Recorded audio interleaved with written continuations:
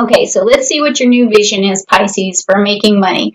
Why do you need it? What's the concern behind it? All of that good stuff. What's your vision for money? Okay, so you got Centaurus, which is the Eight of Pentacles, and that's got the Saturn energy in it, and it's also got some Virgo energy.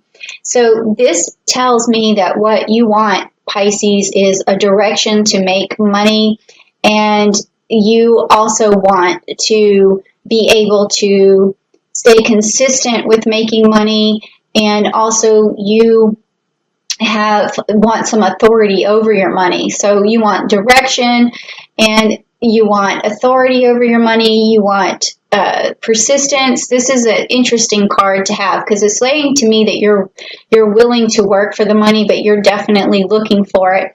And it's also going to be money that you need for your basic to carry out basic needs. And because this is telling me that with the Eight of Pentacles, it's almost like you're saying, it would be nice to have a lot of money, but right now what I'd really want is just a nest egg, and I want to have some good savings behind me, and I want to be able to take care of my family, and I need some direction to do that. So that's what this card is telling me. All right, so now this next card is about how you open up and listen to people, because when you start trying to make money, or you're at work trying to make money, new business, whatever it is, you have to listen to other people to become successful. And most people forget that listening is a huge skill, a huge business skill.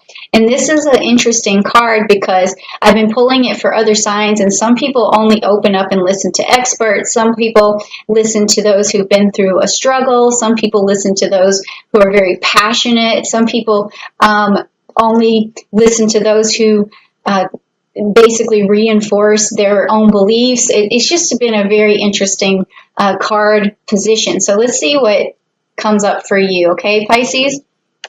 Oh, okay, so I've seen this one before in a different one. This is the Delphus card. This came up in the Capricorn card. So this is that you're open to listen to people who can carry out a job for you. They're basically telling you what they can do for you. So you're listening, your ears open, and you're like, oh, okay, well, I definitely wish that I had someone to take that off my plate. Or I definitely wish I could hire someone who knows how to do this thing so that, I don't have to, or this is going to make me reach my plans sooner. Because Delphus is like a messenger and a worker for Neptune. That's what his job was. And so, yeah, this is that you listen, you perk up when you hear someone's willing to help you make your plans come, or your visions come true.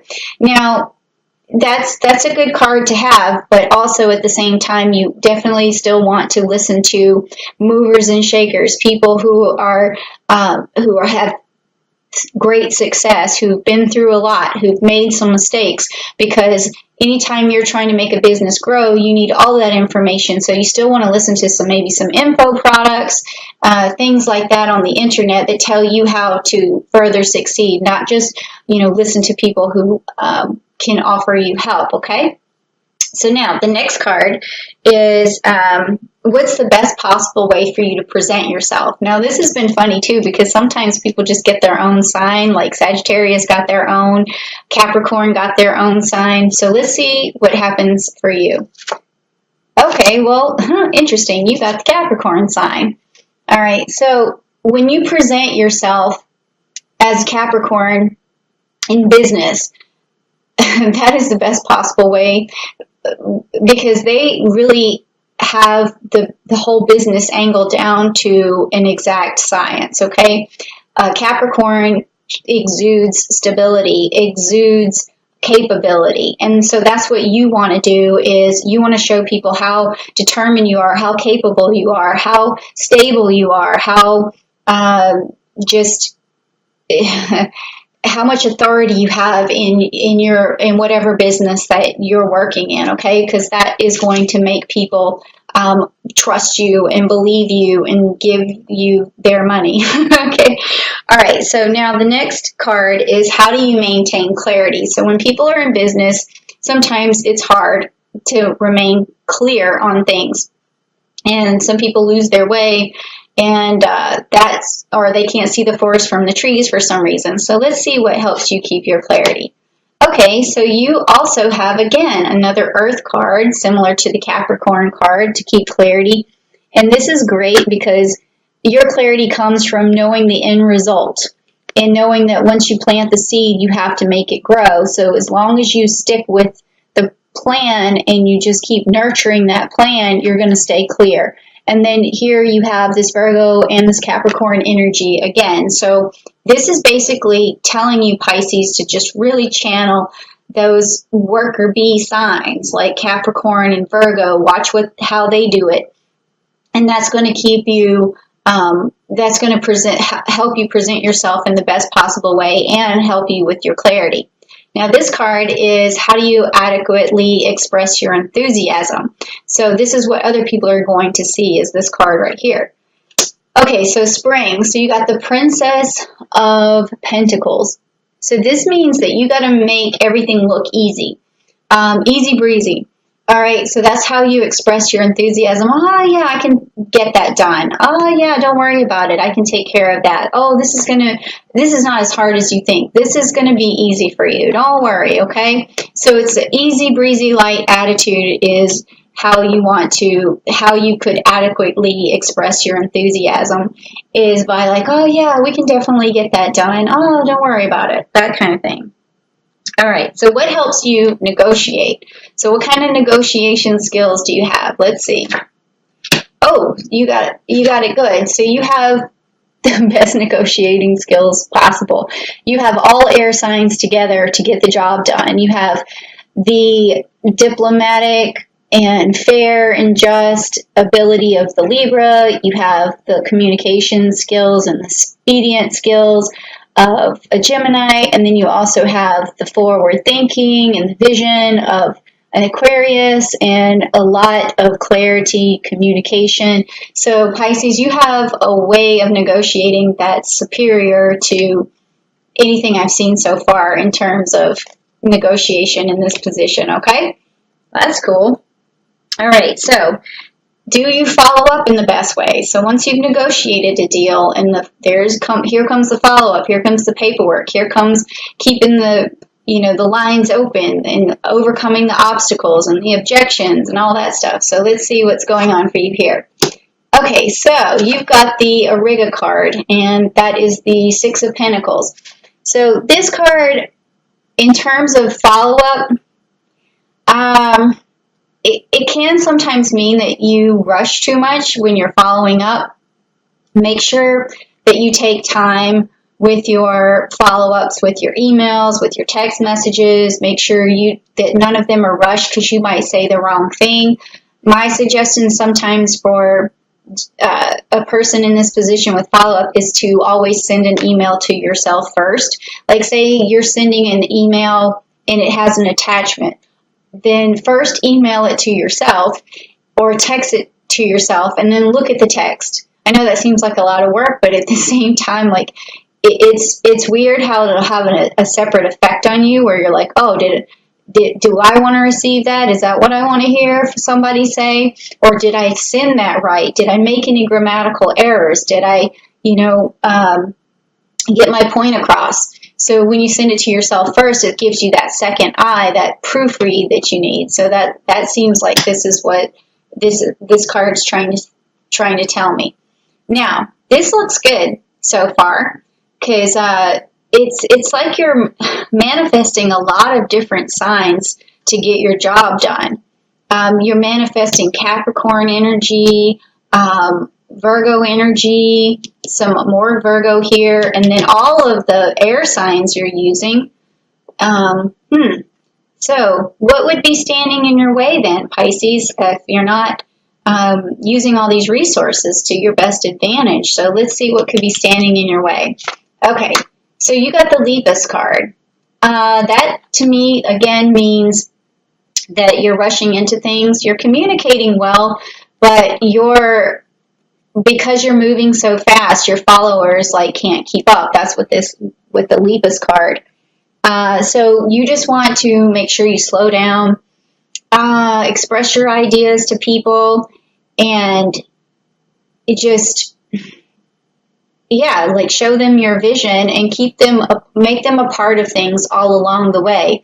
And think about your next move, look before you leap sort of thing. Think about your next move. Think, if I say this to a person, what am I trying to achieve? If I don't say this to a person, what am I trying to avoid? Like, always make sure you're double checking yourself, because that could be what, because it seems to me like with kind of like with using all these other sign energies, it,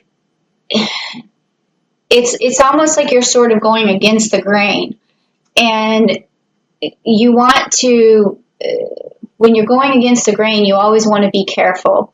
It's almost like you're wearing different hats, and you want to make sure that you have the right hat on when you're telling somebody, something. So just look out for that, okay? It's a little bit convoluted, but it's like looking before you leap and then following up slowly and methodically, okay? Now, this is the last card, and it is going to be, how can you communicate the best to grow your business? How can you communicate the best to grow your business? And then again, we have the Four of Cups, which is the Serpent card. And you're using this Scorpio energy and this Pluto energy again. So this is also a card of transformation. And, okay, so what this is telling me is that you can look at things very analytically, like a Scorpio. So again, you're using a lot of tools in your tool shed, and I can see why that might be for Pisces, because you guys have a lot of intuition, so you pick up on how other people operate, and then you kind of can take that on to yourself, and you can use it to your advantage. In this particular situation, though, when you're trying to communicate in the best way, yes, you want to have these analytical skills like a Scorpio. You want to be able to cut through and make good. You can cut through bad deals, and you want to make good deals just like a Scorpio would. But you also want to make sure that you don't sting anybody in the process. And Scorpios know how to do that. So you got to use your tools wisely. And here it's saying also to use some emotion here, because you've got the Four of Cups. So don't try and be too much like a Scorpio when you're doing business. You have to bring some finesse and some nurturing and some caring and all of that. Not that Scorpios don't do that, because they do, but it's when someone's trying to emulate a Scorpio, they might miss all those nuances that a Scorpio has. So it looks to me like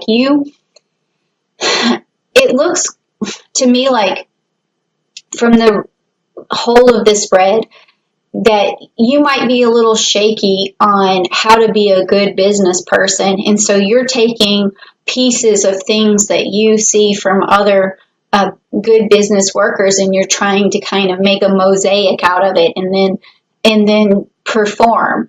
But I think that what you want to do, Pisces, is realize that you have a lot of really interesting qualities, when it comes to business, because you have intuition, you have the ability to kind of be psychically aware of where things are going for you. So I think that in the situation for work, you may want to reflect a lot before you say anything to people, and really try to bring your own Pisces energy into the equation, because I think you're going to make better business decisions when you trust yourself a little bit more, okay?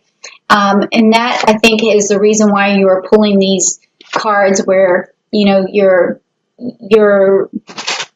kind of you got to look before you leap. So look at yourself first. Look at your own resources. Look at who you are. Look at where your intuition is taking you, and feel out a situation and reflect on that situation before you make any decisions. Because even though you have this ability to emulate people who have these work skills, you have skills too. So just remember that, and always check with yourself before you make any decisions, because I think you want to learn to trust yourself a little bit more based on this reading, okay?